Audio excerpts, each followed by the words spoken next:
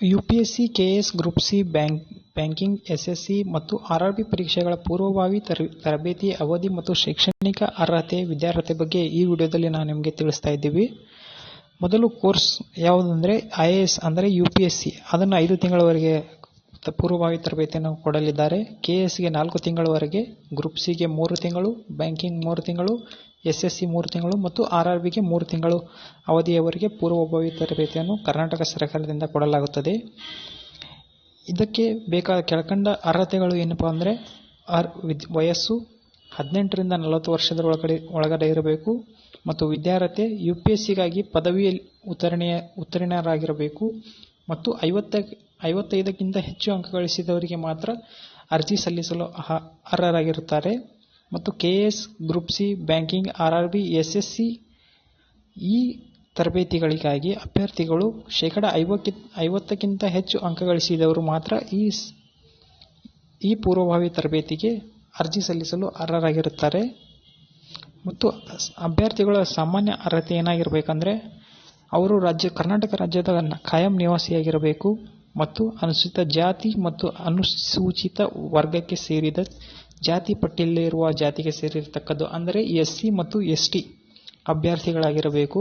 ಇವರ ಕುಟುಂಬದ ಆದಾಯ 5 ಲಕ್ಷ ರೂಪಾಯಿಗಳಿಂದ ಕಡಿಮೆಯಾಗಿರಬೇಕು. ಅರ್ಜಿ ಸಲ್ಲಿಸಲು ನೋಂದಣಿ ನಿಗದಿ ನಮೂನೆಯಲ್ಲಿ ಅಂದರೆ ಜಾತಿ ಮತ್ತು ಆದಾಯ ಪ್ರಮಾಣ ಪತ್ರವನ್ನು ಪಡೆದಿರಬೇಕು.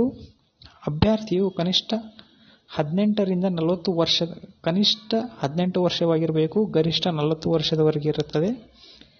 ಇದರಲ್ಲಿ ಒಂದು ಷರತ್ತನ್ನು ಇದೆ. ಈ ಪೂರ್ವಭಾವಿ ತರಬೇತಿಗೆ ಯಾವುದೇ ಮೊದಲು ಅಂದರೆ UPSC, KS ತರಬೇತಿಯನ್ನು ಪಡೆದ ಯಾವುದೇ ವಿದ್ಯಾರ್ಥಿಯು ಅರ್ಜಿ ಸಲ್ಲಿಸುವಂತಿಲ್ಲ. ಆದರೆ group C, banking, SSC, RRB ಪರೀಕ್ಷೆಗಳ ತರಬೇತಿಯನ್ನು ಕರ್ನಾಟಕ ಸರ್ಕಾರದಿಂದ ಪಡೆದವರು KS ಮತ್ತು UPSCಗಾಗಿ ತರಬೇತಿಯನ್ನು ಪಡೆಯಬಹುದು ಮತ್ತು ಅರ್ಜಿಯನ್ನು ಸಲ್ಲಿಸಬಹುದು. ಇಲ್ಲಿ ಸ್ಥಾನಗಳನ್ನು ಯಾವ ರೀತಿ ಹಂಚಿಕೆ ಮಾಡಿದ್ದಾರೆ ಅಂದರೆ ಮಹಿಳೆಯರಿಗೆ 33% ಸ್ಥಾನಗಳನ್ನು ಹಂಚಿಕೆ ಕೊಟ್ಟಿದ್ದಾರೆ ಮತ್ತು ಅಂಗವಿಕಲರು ಅಂದರೆ ವಿಶೇಷ ಚೇತನರಿಗೆ 4% ಪ್ರಮಾಣ ಪತ್ರವನ್ನು ಹೊಂದಿರುವ ವಿಶೇಷ ಚೇತನರಿಗೆ 4% ಸ್ಥಾನಗಳನ್ನು ಹಂಚಿಕೆ ಮಾಡಲಾಗಿದೆ. ವಿದ್ಯಾರ್ಥಿ ನಿಲಯದ ಅಭ್ಯರ್ಥಿಗಳಿಗೆ 10% ಅಂದರೆ 3 ವರ್ಷಗಳ ಕಾಲ ಯಾವುದೇ ವಿದ್ಯಾರ್ಥಿ ನಿಲಯ ಅಂದರೆ ಹಾಸ್ಟೆಲ್ ಅಲ್ಲಿರುವ ವಿದ್ಯಾರ್ಥಿಗಳಿಗಾಗಿ ಇದು ರಿಸರ್ವ್ ಅನ್ನು ಕೊಟ್ಟಿದ್ದಾರೆ. ವಸತಿ ಶಾಲೆ ವಿದ್ಯಾರ್ಥಿಗಳಿಗೂ ಕೂಡ ಕನಿಷ್ಠ 5 ವರ್ಷ ಅಧ್ಯಯನ ಮಾಡಿದರೆ ಅವರಿಗೂ ಕೂಡ ಈ ಪ್ರಮಾಣ ಪತ್ರವನ್ನು ಹೊಂದಿರಬೇಕು. ಪ್ರಾಂಶುಪಾಲರು ಒಂದು ಪ್ರಮಾಣ ಪತ್ರವನ್ನು ಕೊಡುತ್ತಾರೆ. ಅದರಿಂದ ಅದು ಇದ್ದವರು ಕೂಡ ಈ ಪರೀಕ್ಷೆಗೆ ಒಂದು ರಿಸರ್ವೇಶನ್ ತಗೊಳ್ಬಹುದು. ಸೂಕ್ಷ್ಮ ಮತ್ತು ಅತಿ ಸೂಕ್ಷ್ಮ ಹಾಗೂ ಸಫಾಯಿ ಕರ್ಮಚಾರಿ ವಿದ್ಯಾರ್ಥಿಗಳು ನಗರಾಭಿವೃದ್ಧಿ ಇಲಾಖೆ ಮತ್ತು ಪಂಚಾಯತ್ ರಾಜ್ ಪ್ರಮಾಣ ಪತ್ರ ಹೊಂದಿರಬೇಕು. ಅವರಿಗೆ 5% ಸ್ಥಾನಗಳನ್ನು ಹಂಚಿಕೆ ಮಾಡಿದ್ದಾರೆ.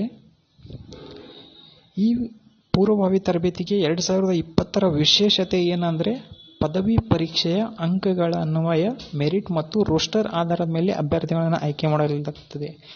ಇಲ್ಲಿವರೆಗೆ ಮೊದಲು ಪೂರ್ವಭಾವಿ ಪರೀಕ್ಷೆಯನ್ನು ತೆಗೆದುಕೊಂಡ ವಿದ್ಯಾರ್ಥಿಗಳಿಗಾಗಿ ಮಾತ್ರ ಕೊಡ್ತಾ ಇತ್ತು. ಆದರೆ ಈ ವರ್ಷ ಕೋವಿಡ್-19 ಇರುವುದರ ಕಾರಣ ಆಯ್ಕೆ ವಿಧಾನವನ್ನು ಮೆರಿಟ್ ಮೂಲಕ ಮಾಡಲಾಗಿದೆ. ಅಂದರೆ ನೀವು ಪದವಿಯಲ್ಲಿ ಪಡೆದಿರತಕ್ಕಂಥ ಅಂಕಗಳನ್ನು ಮಾತ್ರ ಮೆರಿಟಲ್ಲಿ ತಗೊಳ್ತಾ ಇದ್ದಾರೆ. ಫ್ರೆಂಡ್ಸ್, ಇದು ನಿಮಗೊಂದು ಗೋಲ್ಡನ್ ಚಾನ್ಸ್. ಯಾಕಂದರೆ ಸುಮಾರು ವಿದ್ಯಾರ್ಥಿಗಳು ಪೂರ್ವಭಾವಿ ಪರೀಕ್ಷೆಯಲ್ಲಿ ಉತ್ತೀರ್ಣರಾಗದೆ 1 ವರ್ಷವರೆಗೆ ಕಾಯ್ತಾ ಕುಳಿತಿದ್ರು. ಈ ಸಾರಿ ಆ ಥರ ಇಲ್ಲ.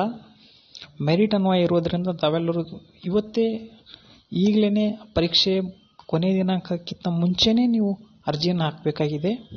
ಅರ್ಜಿ ಸಲ್ಲಿಸಲು ವೆಬ್ಸೈಟ್ www.swkar.nic.in. ಅರ್ಜಿ ಸಲ್ಲಿಸಲು ಕೊನೆಯ ದಿನಾಂಕ 31/12/2020 ಸಂಜೆ 5:30 ಮಾತ್ರ ಇರುತ್ತದೆ. ದಯವಿಟ್ಟು 31ನೇ ತಾರೀಕು ಅಂದರೆ ಬೆಳಗ್ಗೆ 31ನೇ ತಾರೀಕಿಂತ ಮುಂಚೆನೇ ಹಾಕಿ. ಯಾಕಂದರೆ ಲಾಸ್ಟಿಗೆ ಸರ್ವರ್ ಡೌನ್ ಇರೋ ಸಮಸ್ಯೆ ಬಂದರೂ ಈ ಎಕ್ಸಾಮ್ಗೆ ನೀವು ಕ್ವಾಲಿಫೈ ಆಗ್ತೀರಾ ಬೇಗ. ಆನ್ಲೈನ್ ಮತ್ತು ಆಫ್ಲೈನ್ ತರಬೇತಿಗಳು ನಡೀತಾ ಇದ್ದಾವೆ ಈ ಪೂರ್ವಭಾವಿ ಪರೀಕ್ಷೆಗೆ. ಈ ಸದಾವಕಾಶವನ್ನು ನೀವು ತಪ್ಪದೇ ಬಳಸಿಕೊಳ್ಳಿ ಅಂತ ಹೇಳ್ತಾ thank you and subscribe, share, like ಮಾಡಿ ಫ್ರೆಂಡ್ಸ್.